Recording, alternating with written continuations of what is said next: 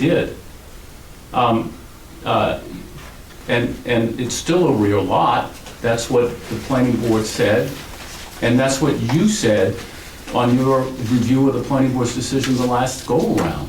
And again, this whole errand of going back to the planning board over this last year was all about what's the nature of the access road required. Access, you're coming from a public way to a rear lot. This lot is not on a public way. What do you have to provide? And that was what the fight was about. And so the only ones that has appealed any decision here from the planning board is me. They haven't appealed from any decision from the planning board. If they thought the planning board was wrong or should not have treated it as a real lot, they should have appealed as well. But the long story short, we're going again down this rabbit hole because it's becoming very clear that the commercial standards require 60/30 if it's a real lot. And so now we're trying to push it, and yet here we are on our third site plan application, second ZBA appeal, and now we're trying to go off in another direction. You know, at some point it's a circle that doesn't fit in a square hole. It just doesn't do it. I apologize for taking us down another rabbit hole. I'm just struggling with the issue that Section 3, dealing with rear lots, is in the non-conformance provisions. And it says here, it talks about provided the right-of-way exists in the effective date of the ordinance or amendment, and so forth. I mean, we should not be really talking about this rear lot provision. I mean, hardly at all, probably, and that's why I said we may need to deal with this a little bit in the alternative, because there are, as you said, Mr. Silk, there are standards applicable to this, which are not in this Section 3 nonconformance provision. There are still other sections that you're relying on, but I'm just questioning whether number 3 isn't a rabbit hole or a red herring, because this lot is not a non-conforming lot to begin with. And that's why I'm starting to get very confused as to where we end up, or where the board should end up. And I'm just saying we've moved from addressing what are the commercial access standards require for a new commercial use on a rear lot, which was what this is teed up. And that was what you sent the planning board back to ask them to tell you. Your language was, it appears that what they approved, the 50-foot right-of-way wasn't consistent with the town's ordinance. That's what your order said. It said it appears that the 50-foot right-of-way doesn't meet the ordinance standards. So we want to know why you think it does. And they came back and they cited you to the residential standards for accessing a rear lot. That's what they said. And so we're just here to say that they're not right. That's it. I know I made this point previously, just to bring it to the forefront. That section about access, it says it applies to all uses, not just residential. If the town wanted it to say residential, it certainly could have. It didn't. It says all uses. The Attorney Silk is trying to say, hey, this only applies to residential. It says so in your ordinance. It applies to all uses. I'm sorry, which section are you talking about? The the applicability section? Nope. The general performance requirements. Yep. Section 6, page 21. A, access to lots. That's right. A, 1 through 4. And I am also not quite certain. It seems like this is a very complicated and serious issue that's been going on for many years. I'm a new member of the board, not quite familiar with everything that's happened, but I do see here the general performance requirements do allow address access to lots. So I understand we're not reviewing the matter of the rear lot issue at this time. So if we're not reviewing the rear lot issue, then I think we're looking at the general performance requirements for access to lots.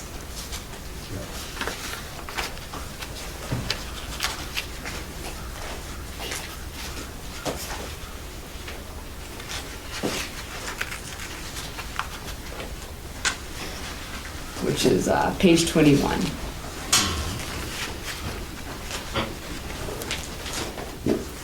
But that doesn't say that all lots created and all land use activities undertaken.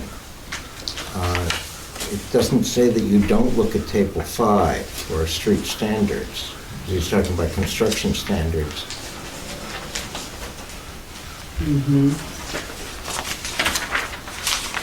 I'm not sure that takes you, I'm not that sure that that takes you out of table 5. What page is table 5? 31.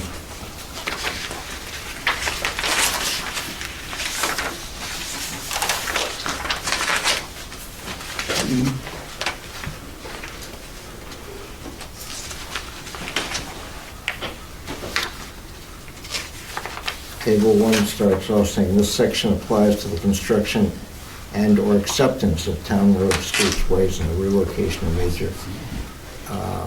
And maybe, I guess we're not talking about the, it says and/or acceptance of new town roads. I'm not sure what the and/or refers to here, whether the argument is that there's no town road being created here, but I'm not sure about this and/or. You know, if you read it as or,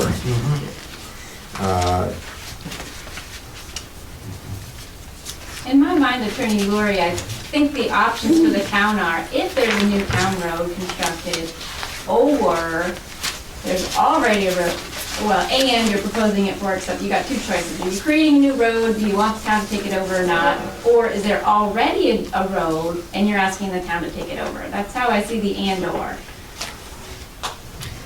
but when you look at the next paragraph, it says streets or ways dedicated, partially constructed, or used for public travel prior to the passage of this ordinance must comply with the requirements of this ordinance before formal acceptance. Okay.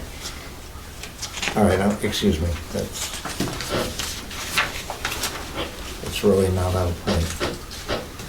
But it brings us back to the question of whether that those standards apply only to town ways or not.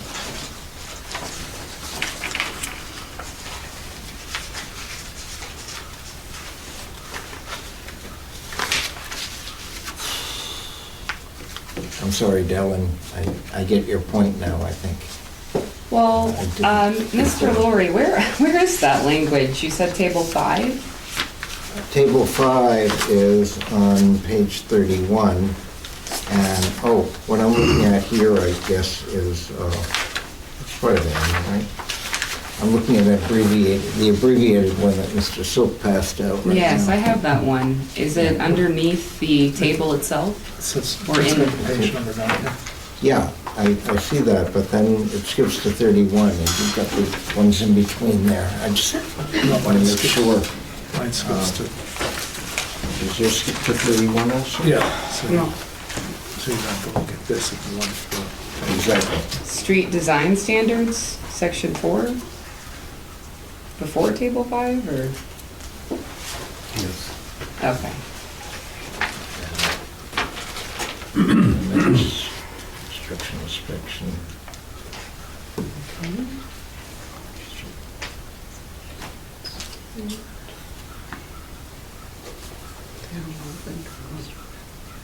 Okay. I see the language that, or the thing that the planning board relied on is under 4. These, which is on page 30. These design standards must be met by all streets within subdivisions and shall control the roadway, shoulders, and so forth. And they said it wasn't in a subdivision. That's why they said it didn't apply. You look at C, and it says the standards shown in table 5 apply according to street classification, both private and town-owned. And private, this is a private right-of-way, and it's for serving industrial or commercial use. I mean, at the end of the day, That's the other the side. reality is you're providing access from a public way, I mean, at the end of the day, to a commercial use. It's traveling some distance, and this says the access you have to provide, even on a private road, is industrial and commercial. Yeah. Doesn't matter if it's a subdivision or not. In some ways, it doesn't matter if it's a real lot or not, because you're still providing access from a public way. You know? Think, you still are. And this says you still get there. The standards shown in table 5 apply according to street classification, both private and town-owned. So if it's a private street, private way, you still gotta do it. I would bring you all back to the applicability section. When you set up these ordinances, you've got, Article 1, Article 2, Article 3. We've got Article 2, Section N, the big section, and then everything under it is in Section N. So you've got N1, N2, N whatever, it's however far it goes, right? And so everything falls under that overarching Section N, which Section N states it applies to new roads or roads being offered for acceptance to the town. Everything that falls under that has that applicability standard. Except, We're gonna go back and forth. I'm happy to rest at some point. But just think about it. What they're saying is you can have a new commercial use in town, and the commercial access standards don't apply. You use the residential dwelling standards. The ordinance doesn't apply to any, doesn't set any, doesn't create any commercial access standards. So anywhere you have a development in the town, which is served by an access road, forget whether it's a real lot or not a real lot. You're saying, there's no commercial standards for an access road. You can use the standard for 2 or more dwelling units. And this doesn't mean anything. I mean, it's just, at the end of the day, you have to ask yourself, I mean, I think the ordinance says what it says very clearly, but at the end of the day, you have to ask yourself what makes sense. I'm not asking you to ignore the ordinance, but if someone's asking you to say, hey, the ordinance doesn't apply, doesn't create commercial standards, there's none that apply here, and it's okay to use the standards for 2 or more dwelling units, and it's a new commercial use, and it's being accessed by a private way, and you've got street standards that say these are the standards that apply either to a public or private road, and it says 60/30, it's right there. okay. I think you guys did enough back and forth on this issue.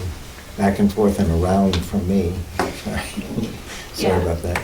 Just the last point to Attorney Silk's point that Section N does apply. It applies to a whole bunch of stuff. If he wanted to build a new road and put a commercial garage back there, great, this would apply. He'd have to make a 30-foot paved driveway within a 60-foot right-of-way. He'd have to do that if the road wasn't already there, or if he was asking the town to take it over.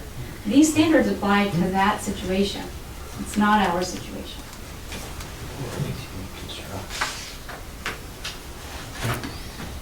Ultimately, this will be an issue the court will have to decide, but you just need to lose your money and take your choice.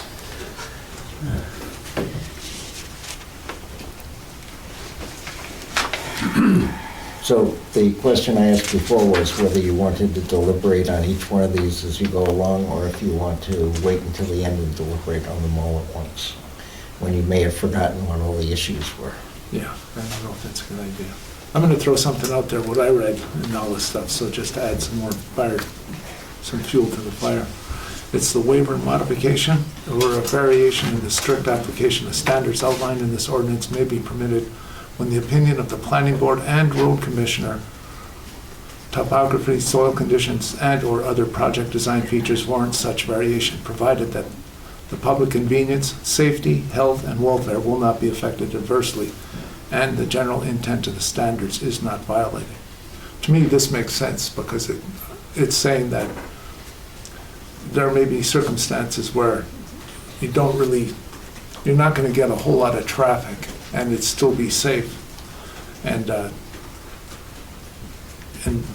it might not be necessary to have a 60-foot or a commercial, but to have that commercial thing should be really looked at for the safety of everybody, safety, health, and welfare. But no waiver was requested. But no waiver was requested. So that's the problem I have, is that there's a way to solve this issue, but it hasn't been presented to me or the planning board. So that's where I'm sitting.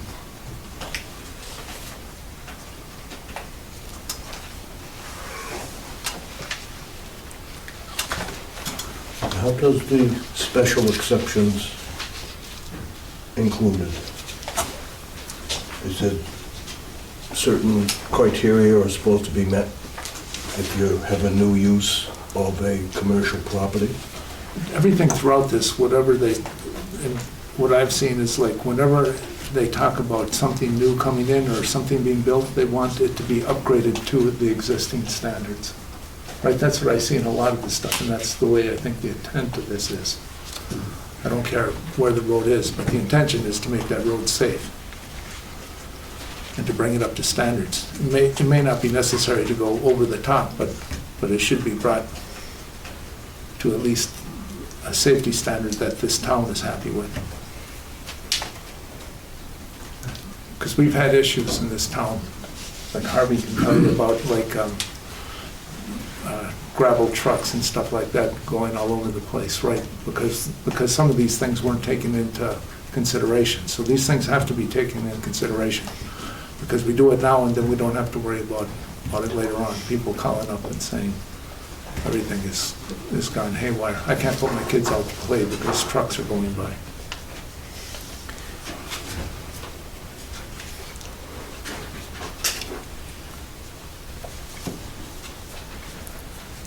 So you want to close the public hearing on this portion of it so we can, All right. you can move on? Yeah, so let's do that.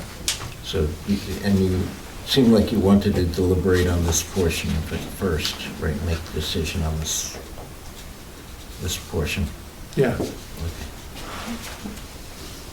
So one of you should make a motion if you're going to either reverse the planning board or affirm the planning board and state your reasons why. Right? Any of us do it?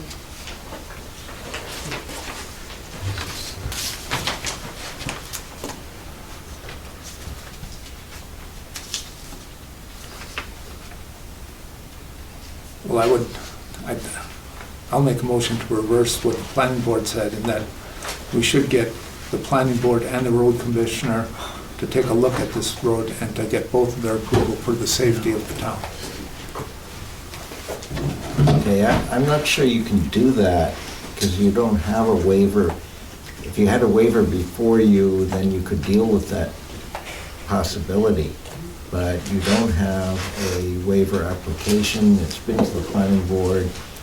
You can't send it back for them to sit down with the road commissioner and concoct a waiver.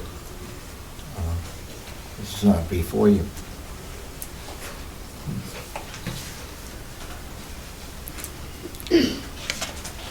Well, all right.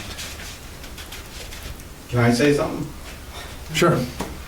Harold Gilbert, I live on that road. I've had my grandkids over there. I have no problems about safety. That road is pretty good. People go down it slow, and they realize there's kids out there. So, and as far as a business, I have no complaints about that. And I'm the one, if there was a problem, should be the one in here complaining. Because I live right down the road from that, his shop, and I live on that road. But I see no problems. So, whatever you want to take that for, Right. like I said, I'm the guy that lives on that road. So, if there was any complaints, it should be coming from me.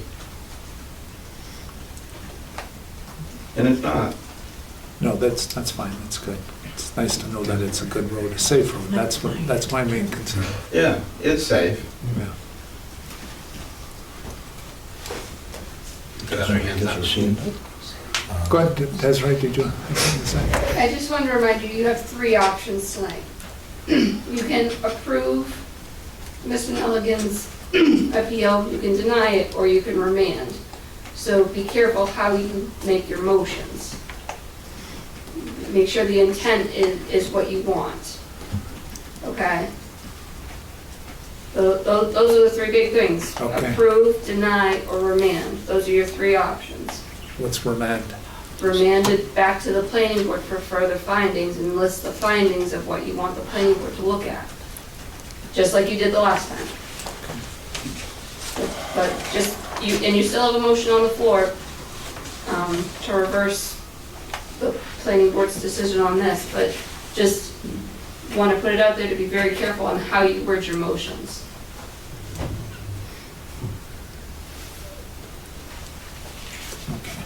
Mr. Chair. Go ahead. Can I remind you that, my name is Marion Wright. Can I remind you that you're not dealing with the applicant, you're dealing with the commercial property itself, because he isn't going to live there forever. And when he sells it, it's going to someone else. So you can't base it on how you feel about an individual. It has to be by the regulations. I understand. That's part of what I keep getting back to, that safety issue, because as soon as it's sold, like you said, anybody can come in and they may not be as good as the next person, or the prior person. Mhm. And they may have a bigger operation, sure.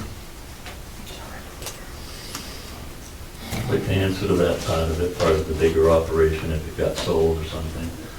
Part of the conditions of my site plan review was to get a review every 2 years to re-up the permit. So that, in fact, could not, something like that could not happen. Yeah. Well, keep in mind, we're here because this is created as an illegal use that went on for 5 years. And you know, the notion that you can rely upon an inspection to happen every 2 years, there's stuff that the property right now that's not in compliance with what was approved. I'm not gonna go there. But, you know, at the end of the day, we were here a year ago. You sent it back to the planning board. They did what they did, and we know what they did, because they said it. And the issue is, based on what they said, did they act lawfully in approving the application? And they, you know, what they said they did is, they didn't think the commercial use standards applied. They thought they were applied to a subdivision and not to non-subdivisions, and they're wrong about that. And they ignored them, and they used the standards for 2 or more dwelling units, even though this is a new business. And, you know, the ordinance on page 1011 says if you're gonna have a new business back there, you gotta meet the standards. You know, I just,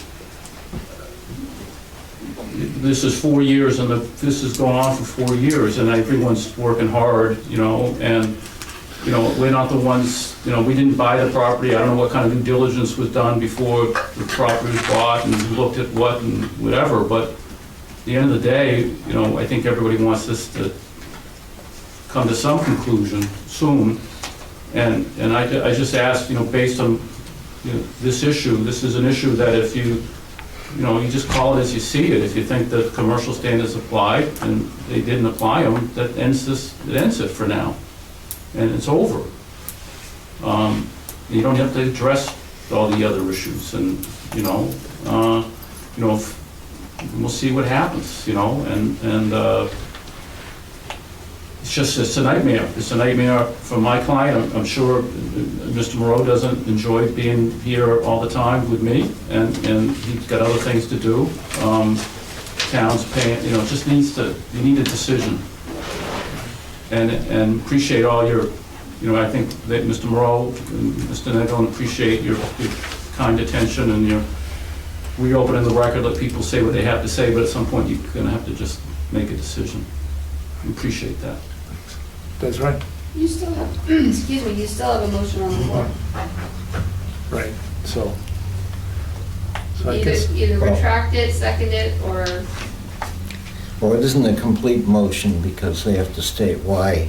right. I'm just saying that there's a motion there, so so, something needs to be done with wait, that.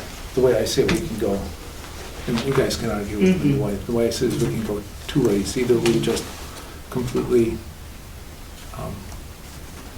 agree with Nelligan and say it's commercial, or else we could send it back to the planning board and let them work on this other thing, waiver modification.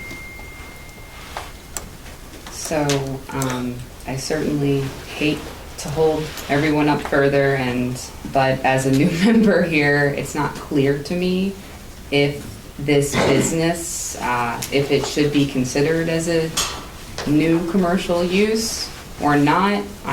There could be provisions that speak to that. It's not clear to me if it makes a difference if this is a private right-of-way or a public right-of-way, since we're dealing with a private right-of-way. So I suppose I'm just not certain with all of the complexities of the legalities of the situation.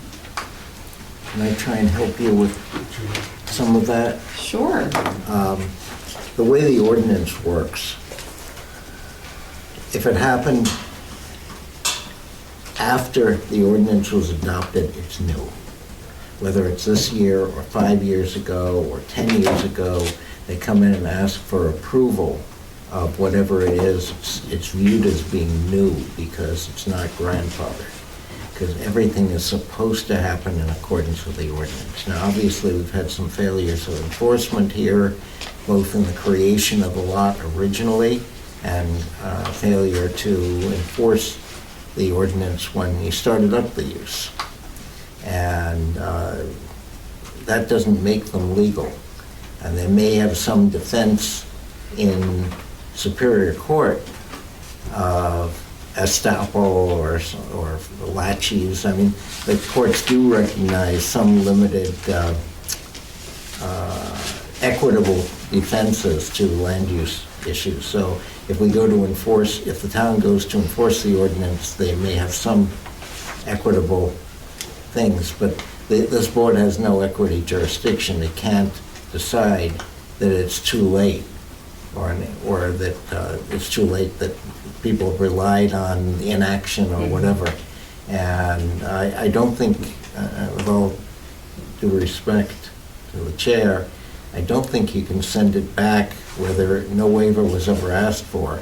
You can only decide whether the board abused its discretion in granting a waiver. In fact, there's case law saying that planning boards can't grant waivers except of planning board standards. They can't waive ordinance standards because those are variances. Variances have to go through the Board of Appeals process. So that just creates another mess if you try and send it back for that basis. Besides which, I think that the select board would kill me if in fact I don't do everything possible to avoid further back and forth between the two boards. Seriously, this has gone back and forth enough, and one way or another, these are legal issues we're talking about. Should make any determinations you need to make, whether the record supports something or doesn't support it, and what the ordinance means. You make those decisions, and then we'll have to let the court sort it out. And this ordinance is as applied to a rear lot, which is not actually a rear lot, technically under the ordinance, because it didn't exist at the time the ordinance was adopted. All this is going to have to get sorted out by a court in the end anyway, but you just need to apply your best judgment of what was intended in the ordinance, not pulling out a piece here or a piece there and relying upon it, but as a whole, what was intended to happen here. I said my piece. Do you have any specific legal questions? I hope to address them. I hope I addressed them with regard to what's grandfathered and what's not grandfathered, No, what's that new, was- what's existing. That was clear. That was clear. Thank you.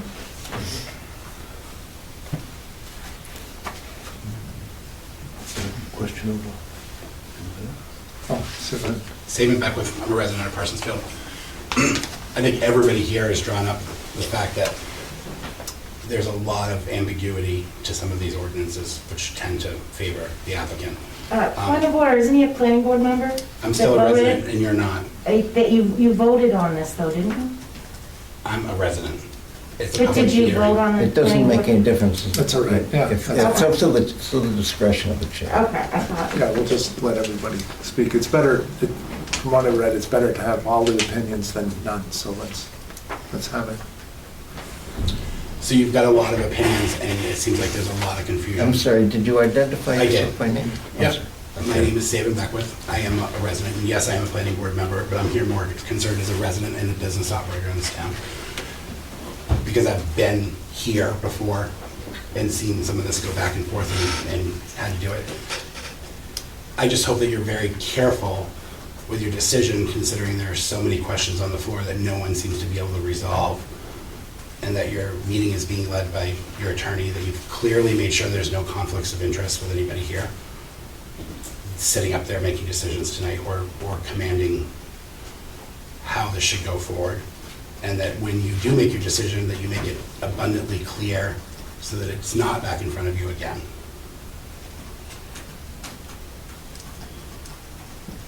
It's something I would weigh heavily on before you vote. Yes, Joe? And I just want to remind the board, and Attorney Lurie brought this up in his letter, that you do apply a deferential standard to the planning board's decision here.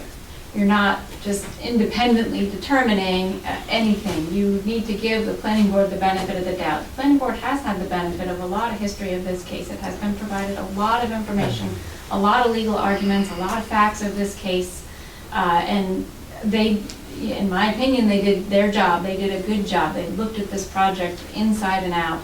Maybe, could they have done different things a little bit better? Sure, you guys are lay people. You guys aren't lawyers. You're not sitting here like Attorney Lurie and Attorney Silk and I writing tomes about the legal merits of this case. But at the end of the day, this is an appellate review, which means it's a deferential review to the work of the planning board, and what they had done, and the considerations that they had, and they had all of these arguments in front of them. And at the end of the day, they concluded what they concluded, and that deserves the benefit of the doubt. That's the standard that you guys need to apply here. The end.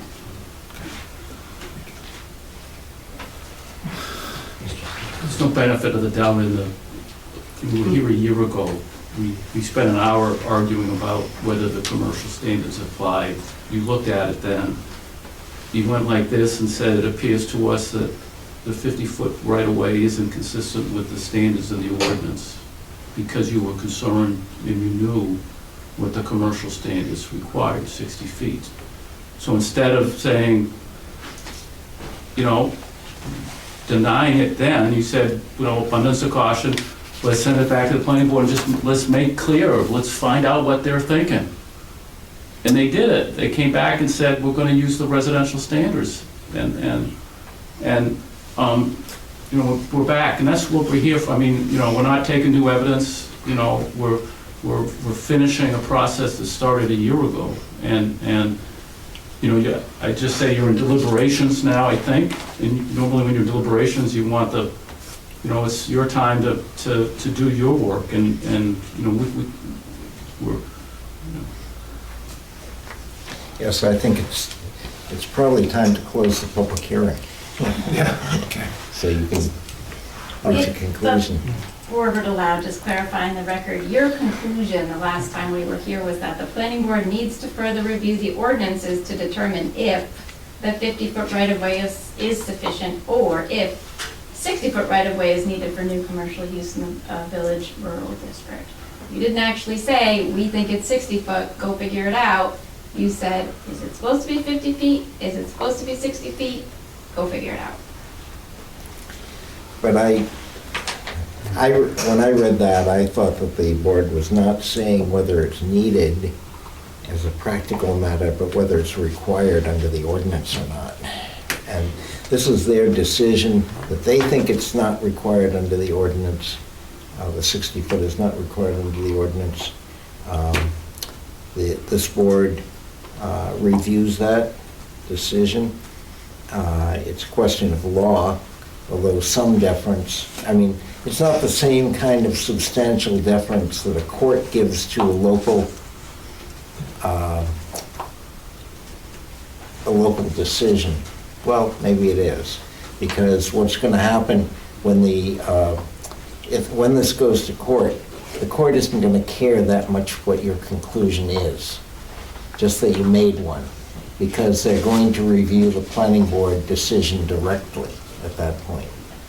So maybe we're wasting a lot of sweat and anguish over this thing, because your decision is a way station to go to, if this thing is going to Superior Court, and I have no doubt that it is, the court isn't going to care much what you had to say about it. I recently lost a case like that, where they didn't care really what the Board of Appeals had to say about it. They reinstated the planning board decision anyway.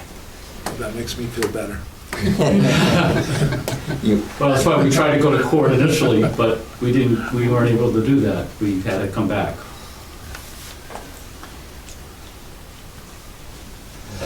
Does that make life easier? It doesn't really make a difference what you say, as long as you say, make a decision. It's going to make a big difference to the applicant. This is his livelihood. Well, yeah. I'm just saying it's not going to make a lot of difference to the court. Hopefully that's not this board's only consideration. All right. So, we need some kind of a motion from one of you as to what you want to do and whether you agree with the appellant that the commercial use standards of Table 5 apply in terms of the right-of-way or not. And I'll write it up, or Desiree or I will write it up for you afterwards in terms of what you, to flesh it out, I should say.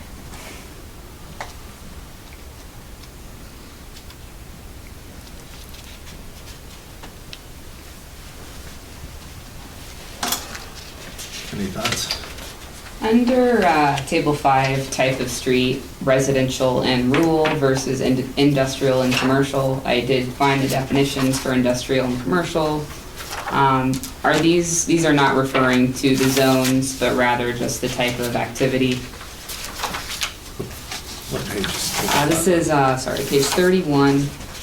Should have it memorized, but I don't. There we go. Because it is the village rural, village, is that correct? Rural. Village residential Just residential. districts.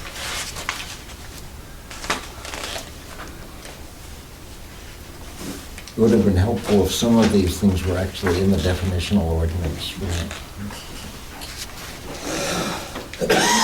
The definition of the district is on page 14. Didn't see that. The purpose of this district is to provide for residential growth and commercial uses appropriate for a village area.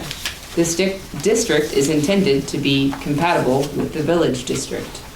The district provides for a mixed use of residential, commercial, and institutional uses. So it seems to be stating that commercial uses are allowed in village They are. residential, They are allowed, Okay. subject to, meaning the criteria. Yeah. getting a site plan review, and some of them are required to go through a special exception, but these are not.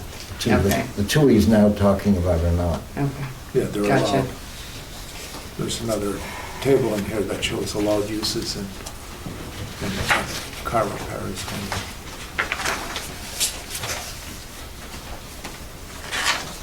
Okay.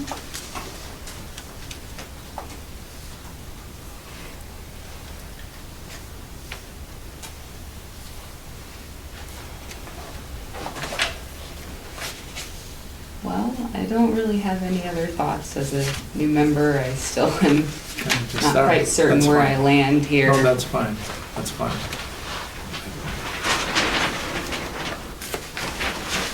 Well, the rough time I have with this is that I know that the planning board did do a good job, and they do work hard and stuff. Mhm. The other thing is that I think the commercial use is one of those things that I just don't want to let that get away from us for whatever happens next in the town. I don't want somebody to say, oh, well, this is okay, this is a dirt road, not many people are on it, so, let's just do this, and then 5 years down the road, we're all like, what the heck do we do? I agree with that reasoning, and then, looking at the definitions for industrial and commercial, which are in the back of the book, so if we go and find the definition for commercial use on page A3 in the back, it is defined as any activity carried out for pecuniary gain,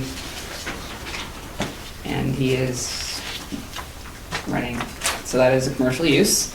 The industrial uses are, may not apply, they're a little bit more involved. So in my estimate, it seems to be that this is a commercial use and that the commercial use standards should apply. That's the way I see it. Okay. If that's the consensus of the board, What do you think? I will write it up that way for you Okay. the next time you approve. I'll let you in advance for next meeting. Then the question goes with whether you want to go on to address the other issues here or not. I'm a lawyer. I want you to do them all, but it's not necessary if you don't feel comfortable on these other issues. I would, Is there a vote on that? Is there a Or vote? we'll make a motion that, well, that we approve with the appellants that this is a commercial use and the commercial standards should be applied. All right, I just didn't see you raise it. All those in favor? Yeah, in favor. Sorry, I just... I sense the consensus. Since this is not binding today anyway, will they adopt the... No, I just was, you can advise them, Attorney Laurie. I mean, my view is that whatever else is out there is a lot of it's related to process and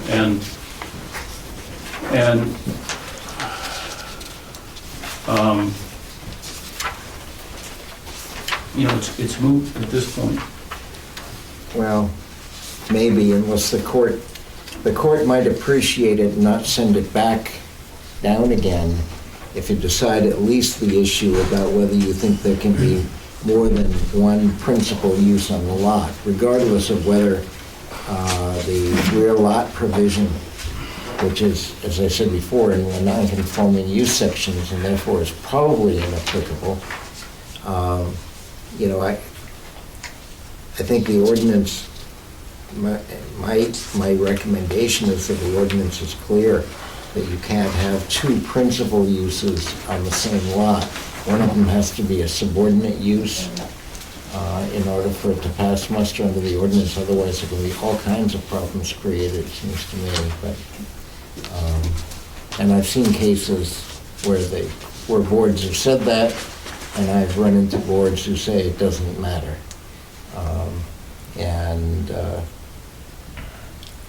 You get to decide that issue, assuming you want to. I mean, it's to you to decide whether you want to go on from there. You've made a sufficient decision. If you want to let it go. But the possibility is if the court flips you on that, or flips on that issue, that they will send it back again without addressing the other issue.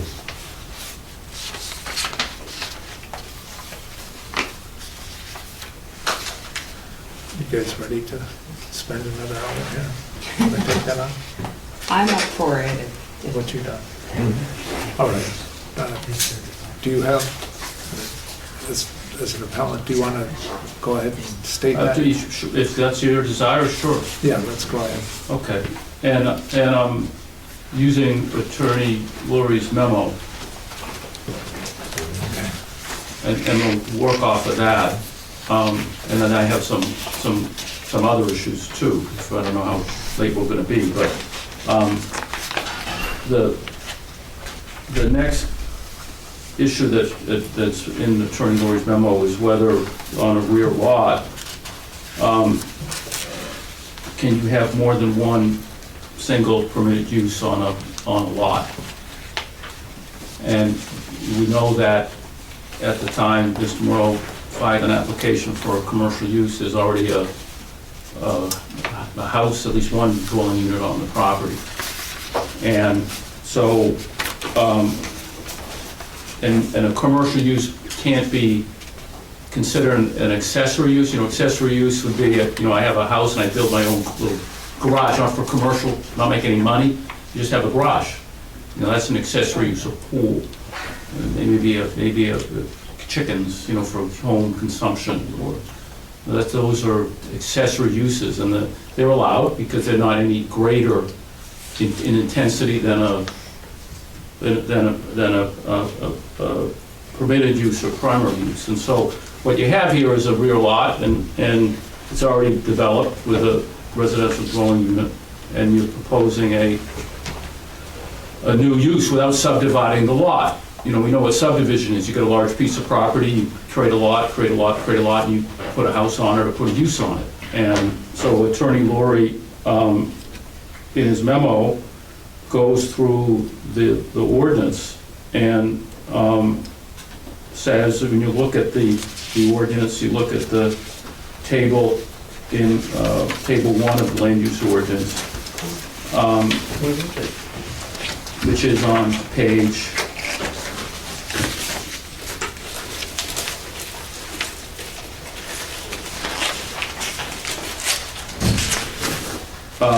page 17.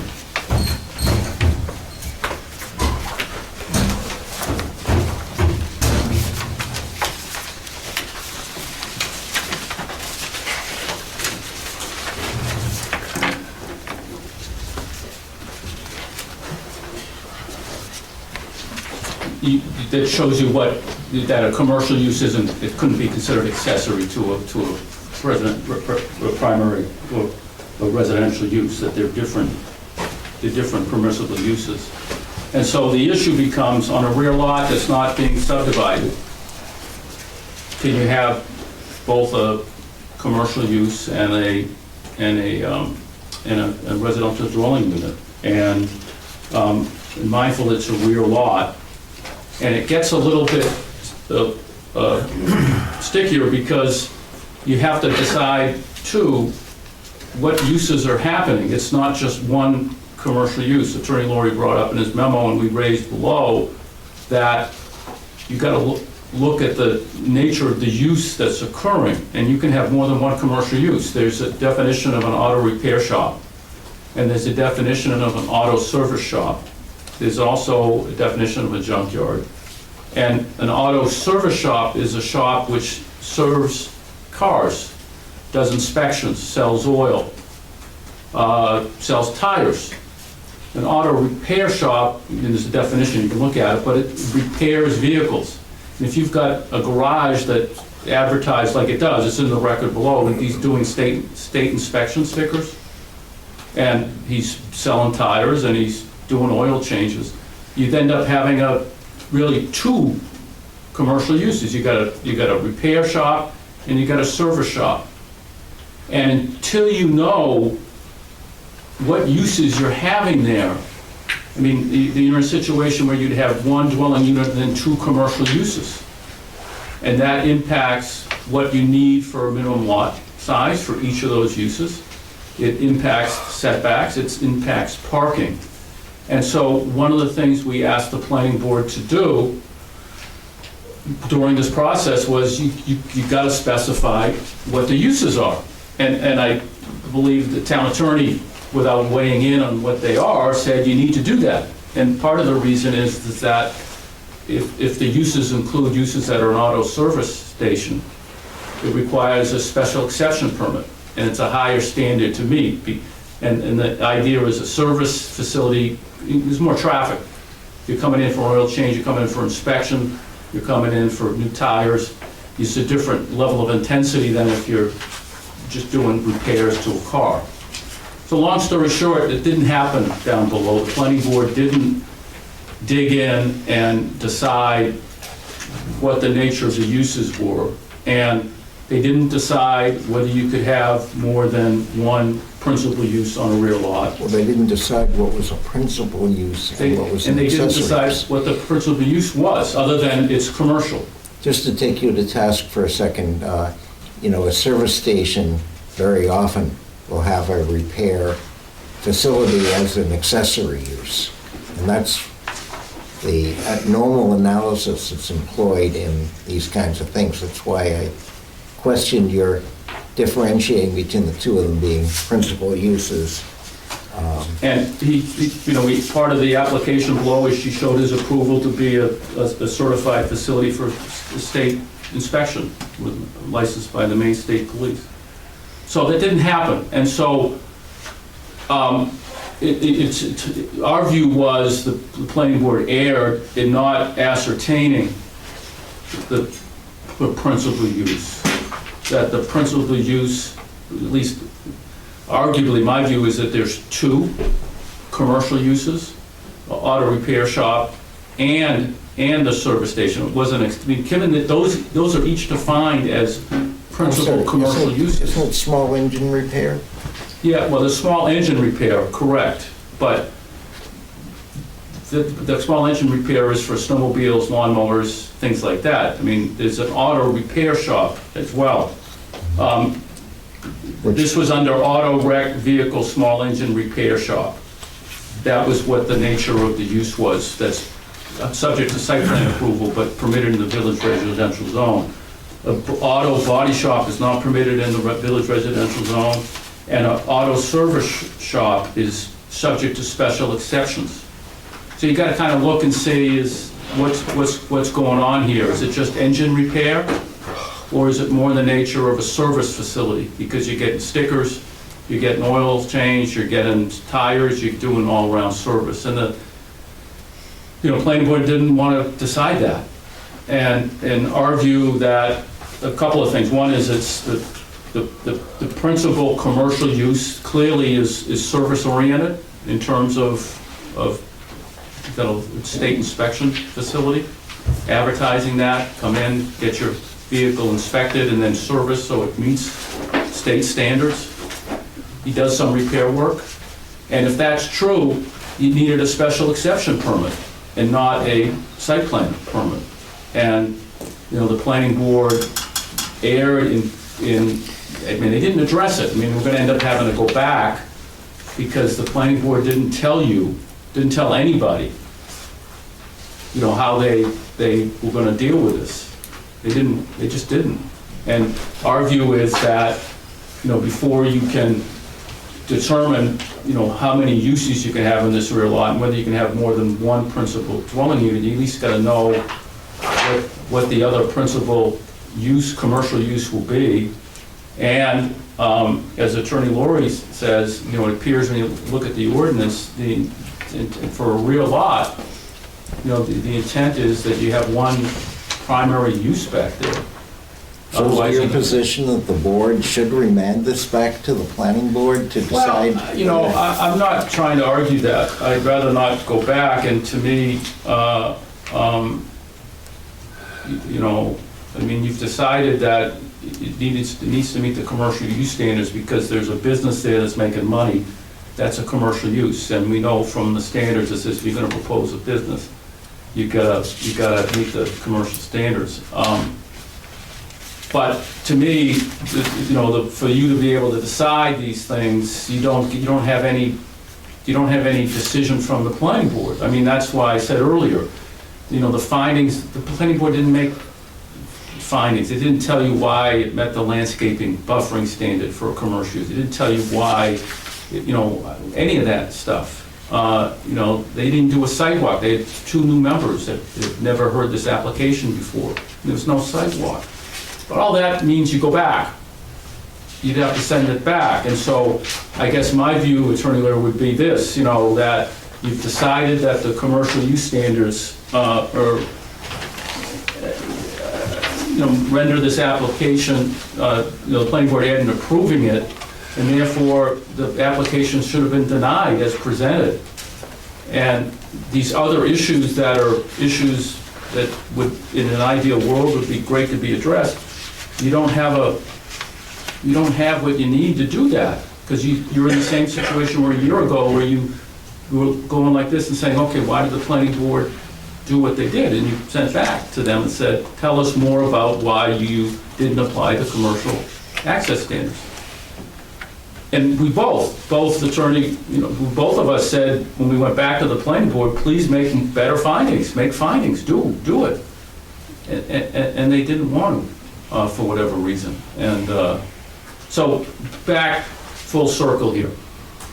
The question Attorney Laurie in his memo, second question is, did the planning board err in approving this proposal for a second principal use on, or at least second principal use on the rear lot? And did they err by not identifying what that principal use is? Whether it's really primarily a service station, or is it really a primary repair facility? And it makes a big difference, because one is special exception. It's higher standards, greater standards than just site plan. We asked them to do that, they didn't do it. They didn't make any findings on that. And so, I'm a little bit lost in terms of, for part of that is a legal issue, and part of it is a factual issue. And if you don't have any factual findings, it's hard for you to decide whether they correctly applied the standards, because you don't know. So that's why I think, if the application is deemed denied because of this issue, we can go ahead and go through these things, but we'd go back for a fourth trip to the planning board on having them further develop the record on the things that you've raised. You raised it, Attorney Laurie, to the planning board. They ignored it. I brought it to their attention before they made the decision. They ignored it. And I can tell you, I think that's a matter of law, but you still don't have kind of like where you were a year ago. Okay, based on that, I might change my recommendation. You should hear from the other side too, but I think based upon that presentation, my recommendation would be to just move on right up that one thing, because you're not going to be able to deal with these other things. There isn't enough in the record to deal with them. But go ahead, Jill. And I appreciate that. I'd object to, all of these issues were in front of the zoning board of appeals last year, and most of them were there the year before that. We keep tabling all these issues, and we keep coming back here on these exact same issues. You're leaving issues hanging out. It's exactly why the Superior Court dismissed the case before. You had remanded to the planning board, and they're like, hey, you guys aren't done yet. You guys aren't done yet. This guy, Attorney Silk, presented 15 issues in this latest zoning board of appeals. Most of them were rehashes of ones that he's made the last time you came here and the time before that. So I urge you to consider all of the issues. I'm happy to come back up here whenever the next zoning board of appeals meeting is, if you can't get them in all in tonight. But don't leave these issues hanging out here, because that's why we all end up coming back here. Well, the board can't take new evidence, so if they were to get into that more than what's in the record already, they're going to have to remand it. These are all issues that have been presented at the planning board level and at the zoning board of appeals level. So- None of this is new, and I would like to respond to his statements about whether it's a service station or whether it's a repair shop. He's been mischaracterizing this. I'm not sure if he's ever been to Rogers Garage. It's a repair shop. Your ordinance definition for auto service station, a place where gasoline or any other automobile, engine fuel, kerosene, or motor oil, or lubricants or grease are retailed directly to the public on the premises. Roger doesn't sell oil at his shop. He fixes cars at his shop. He does inspections, but your service station definition doesn't hinge upon whether somebody does inspections. He owns and operates an auto repair shop, a small engine repair shop. That's one additional use. There is a house there. His daughter lives in it. He's got this commercial garage there. It's an auto repair shop. It's permitted in the Village Residential District. The voters approved it. You can have one in this district with site plan review, which you've been through, I think, 4 times by now. So to characterize his operation, it's a repair shop that's allowed in the Village Residential District. He doesn't sell